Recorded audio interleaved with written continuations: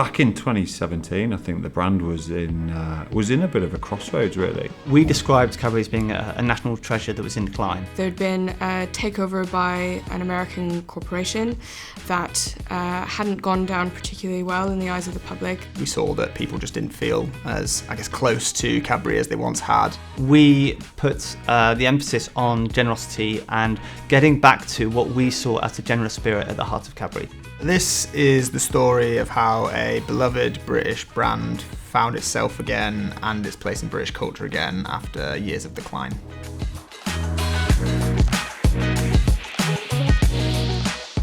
I absolutely love talking about the origins of Cadbury. If we go back to John Cadbury, who founded the brand in 1824 back in Birmingham, our home of Cadbury it was all founded on that generosity and that generous spirit, and you could see how that plays through into the workforce, from the Quaker foundations and traditions to I think the origin of bank holidays came from Cadbury, all the way through to the generous packages that were sent through to the First World War. So we have a history that is at the core of our DNA that goes back all the way to our origins. So back in 2017, I think the world was quite a challenging place for a lot of people. There's obviously some catastrophic events that played out at the time. I think the world was just recovering, or the UK in particular was just recovering from Brexit.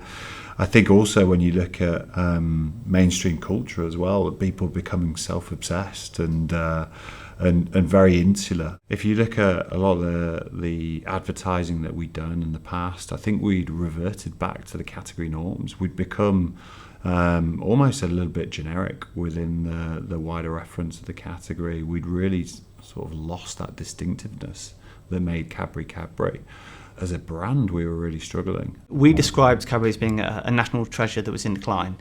It was seeing a decline in sales of Cadbury Dairy Milk, which is essentially the brand's kind of bellwether product. And particularly in amongst those various declines, we saw a fall in penetration, which is a key metric for FMCG brands. That had fallen by the equivalent of about 2 million households in 4 years. So there were a series of metrics that were pointing south and were creating some worries. Cadbury had done a lot of very, good advertising, I think, historically, and the rest of the confectionery market started to all sort of coagulate into one big sort of joyful, hyperbolic world, and Cadbury wasn't standing out anymore, I suppose. It's almost a corporate level. There was a kind of loss of trust in Cadbury that had taken place. The company had been taken over by Kraft in the early 2010s.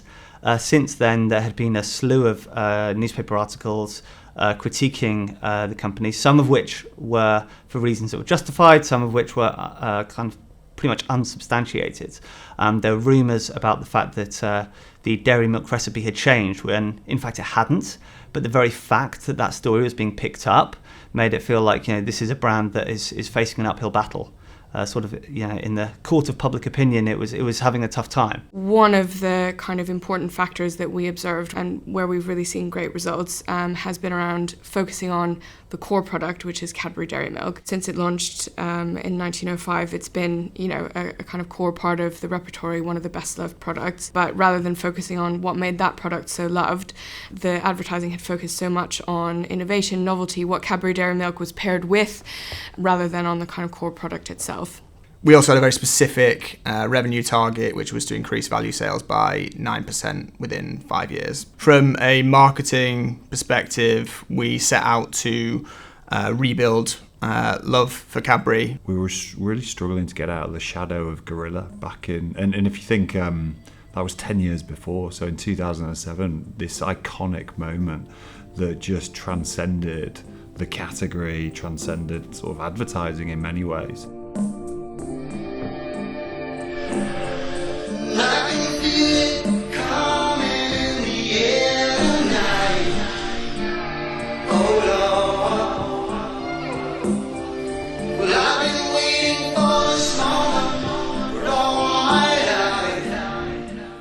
I can see that in terms of always trying to go back to this unbelievable moment and almost recreate it in what in reality was just an outstanding piece of creative. And I think almost that shadow cast over the future work that we did over the next 10 years.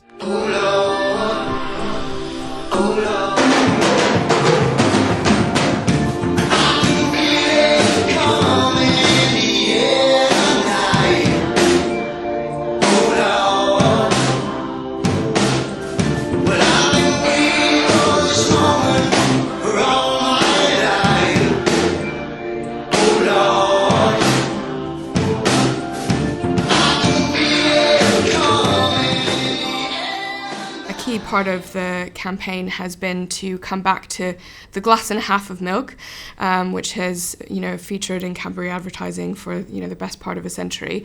That sort of famous product claim. It typifies what made Cadbury so great in terms of that generosity of ingredients. From the very famous line of "there's a glass and a half in everyone," just identifies what we're trying to land from a generosity perspective.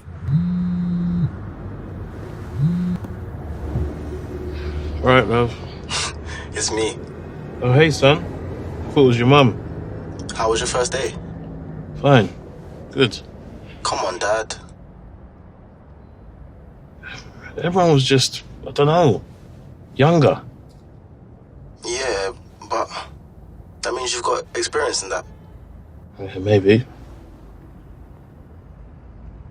Well, I think you're real clever, I wish I was like you.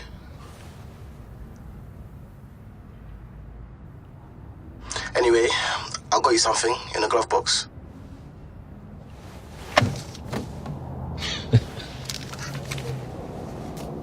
Before you ask, they didn't have fruit or not. There's a glass and a half in everyone. Our contention, our belief was that generous instinct that was inherent in the Cadbury family and had been inherent in the company from its founding 200 years ago was also inherent in people. I think if you looked at the headlines at the time, and perhaps even now, you would get quite a bleak sense of humanity. But if you just scratch under the surface a little bit, you see that in communities up and down the country and around the world, there are really generous things going on every single day. The role that Cadbury played in a very credible and authentic way was just shining a light on those generous instincts and bringing a bit of generosity into a world that was much needed, I think. So one of the key things that we wanted to focus on was really being able to tell a story to our consumers in a very emotional way. I think if you look at the backdrop of advertising, very brash, very loud, and actually what we wanted to do was do something very different and do something that touches consumers in a way that and makes them feel something. We said, let's avoid all the noise and the zaniness and that kind of overblown tone that sometimes you can see amongst FMCG brands. We express that through two primary strands of work. The first is what we call storytelling, where we kind of set out the brand idea and the brand belief in sort of quite a pure form, narrative form. We pair that with what we've been calling story doing, which is where we kind of allow people to act on the generosity that's within them and sort of do as well as say. There's a series of TV films which are essentially the bedrock of the campaign. All of them are about or tales of generous instincts played out in day-to-day life in kind of, as we call it, fabric of the nation, Britain. So we launched in the UK with a piece of film that we call Mum's Birthday. It's a really simple story about a girl who wants to buy her mum a bar of chocolate for her birthday. In terms of Mum's Birthday, I love it. Sorry. Come on. Yeah, that's me. Yeah. Yeah, go on. If you look at the different relationships that play out, there's the understanding between the mum and the daughter, but then the interaction that you have with the daughter and the shopkeeper. I'd like a bar of chocolate, please. It's for my mum.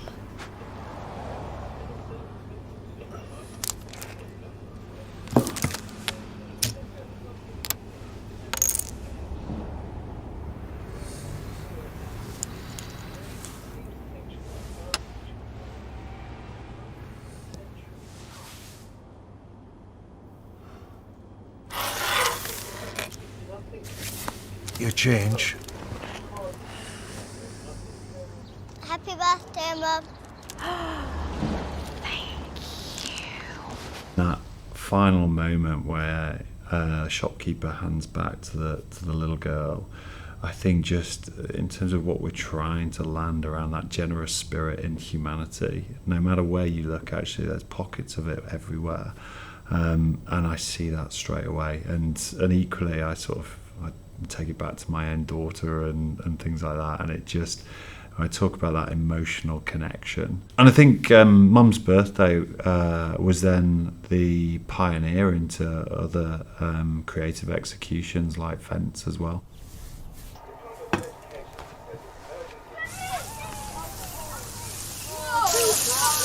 Never gonna get that back. Tea time. Okay.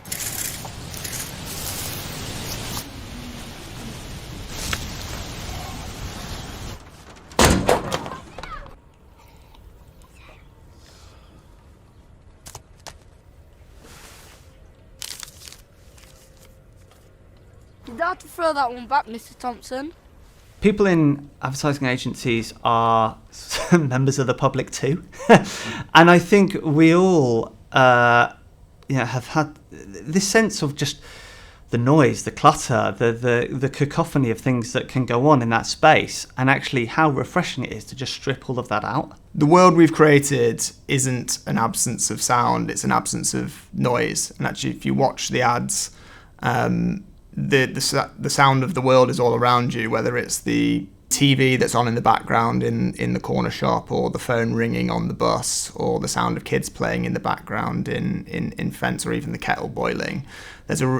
We call it opening a window on the world. So actually the sounds of every day are really, even though it's quiet, you really hear the sounds of every day in all of our work. And that's a really fundamental part of our advertising, and actually we think it's a character in and of itself in a way, because it shows the world as it is and as we experience it. And I think what all these stories have in common is that they really focus on these small but meaningful moments between, two people, where the power of generosity really brings them together and helps them connect. Because we were doing things quite differently versus the category, and certainly versus where Cadbury had been in its recent past, that created a few debates, inevitably, in terms of the fact that we weren't going to do some of those kind of typical techniques. We weren't going to do gratuitous eating shots. We weren't going to make this kind of very overt kind of emotional uplift. We were actually going to show the light and shade in life. And that took, across kind of client and agency team, a collective belief that was where the work should go. I think when everyone heard those scripts for the first time, there's a sense that we had something special. We then went through the kind of standard testing procedures that the client team had gone through historically, and we were able to show at each stage, yes, this is quite a different process, but it's working, and we're getting the results we want to see, and we're hearing in qual the right responses, and we're also seeing the metrics in the quant pre-test looking really good, and I think that just built up the confidence. As we were working on the campaign, obviously the world changed with COVID and lockdown, and I think the temptation for brands during that time, which many of them gave into, was to tell everyone how they were there for, the brand was there for them, and how they, were there helping to look after them. And what we actually saw in reality was that people were looking after each other, and we wanted to reflect that. It's like a Hollywood movie script, isn't it? Mm. You couldn't write it like this. Hello. Okay, we're doing okay, actually. What about you? How are you managing? How's it going, bud? Yeah, it's not bad, mate, not bad. How about you? How are you getting on with this lockdown business?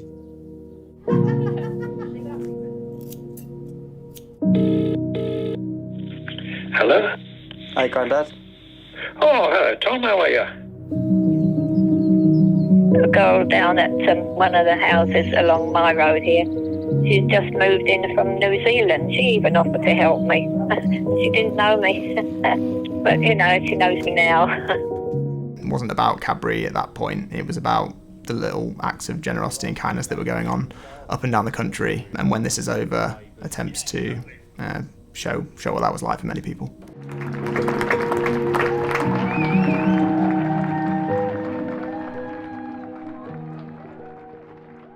So story doing, this is where the brand kind of steps into people's lives and allows people to act on their generosity. We do this particularly at the seasons, so Christmas and Easter in the UK, where, people would naturally be giving anyway, but we put a kind of Cadbury spin on that through the Worldwide Hide and through the Christmas Secret Santa campaign, where you can send chocolate secretly to somebody you love. What if you could send free chocolate in secret to someone special?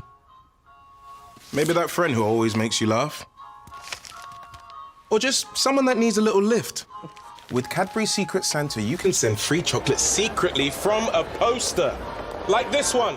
With story doing, we wanted to encourage or facilitate generosity in the real world, and that meant taking an issue of national importance, but one in which personal generosity could make a real difference. And in our fence ad, you see a man who, elderly gentleman who perhaps is a little bit lonely, and the value of a social interaction with the kids next door. And we came across a statistic that there's 1.4 million elderly people in this country who experience loneliness, and it felt like something that not only just felt quite Cadbury to get involved in because it was very fabric of the nation, but also it could be a situation in which personal generosity made a real difference.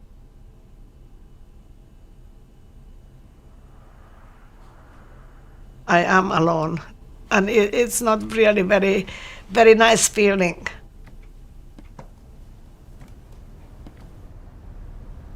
Used to go to the park and then go to the shops. Just have someone to talk to. I don't know, the neighbors. They just pass you by. You don't exist. There's nothing more important than being acknowledged by people and just talk to them. What we were trying to do was just encourage people across the brand to go and spend their time with people that are in less fortunate situations and dealing with loneliness, in particular at later stages in life. And this partnership, I think, was incredibly powerful in terms of creating those moments and shining a light on something that as a clear societal challenge. So that campaign, we donated our words, so we took the words, the dairy milk and Cadbury off the front of bars, and they were in stores up and down the country, and there was a 30p donation from Cadbury alongside every bar that was sold. I think most pertinently to our campaign, the kinds of stories that we were telling were sort of inherently personal, meaningful moments, but very small moments at the same time between people. And there's only really one format that you can tell those stories in at scale and reach the whole country with them, and that's TV. So it was a really critical or fundamental part of the campaign. 225,000 older people often go a whole week without speaking to anyone. Cadbury are donating their words to help. And you can donate your words too. In particular, the form allows us, as we know in terms of TV, being able to communicate the emotional story in a way that other formats just don't allow us to do. So I think it becomes a really important part of our plan and will be ongoing. So Cadbury experienced a clear turnaround. Penetration swung dramatically upwards. Revenues where they were declining are now growing. Market share where it's declining is now growing. So all the key commercial metrics that we were trying to move, they have moved in a very positive direction, to the point where we had a 9% value sales increase target within 5 years, and we ended up increasing value sales by 22% by the final year of the campaign that we referenced in the paper. So really, really positive. I think we're particularly proud of having seen a 30% uplift in agreement that Cadbury's products is high quality. I think the other thing as well, when you look at the halo effect on the brand, like in any of the conversations about the top 100 most loved brands in the UK, Cadbury wasn't even mentioned, and now we're in the top 3. And I think that typifies the work that's been done over time as well, because that's something that doesn't just happen overnight. It's ensuring that you're consistent, incredibly consistent with your communications all the way through time leads to results like that. For us, it feels like it's particularly special to have helped turn around a brand that means so much to so many people. Cadbury's is a brand we've all grown up with, we're all familiar with, and yet it is possible for those brands that were once a national treasure to lose their status, to lose their place, and yet we've got a story here of how that can be turned around, and doing so by both, responding to the cultural climate that a brand is in, but also actually digging into the archives of that brand, digging into what is the history that we can be inspired by. And I think there's very much a kind of lesson there in terms of looking at where your brand is from, what its values are, and how you can bring those to life today. My guidance to anyone working within marketing is go back to those foundations, and once you're in that place, I think your ability to be able to tell an amazing emotional story is just heightened tenfold. It's been a real privilege to work on a brand like Cadbury that's so well loved and so much part of the fabric of the nation in the UK. It has also been a real pleasure to work with our clients. They've been very brave and very ambitious and very tenacious, actually, in getting the first campaign to be as brilliant as it was, and then to sort of persist with that for all of the years that have followed. So it has been a great sort of collaborative process on a wonderful brand to work on. I'd sum up the brand's achievements as being a fantastic demonstration of what advertising can achieve. Often I think advertising actually can, to a lot of consumers, can be quite a dirty word and something to avoid. But actually when you look at what Cadbury have achieved with this advertising in particular, I think it demonstrates the power of something that has a true human insight, connects credibly and authentically back to a brand's purpose and foundations. And I think it shows just how successful and powerful that can be.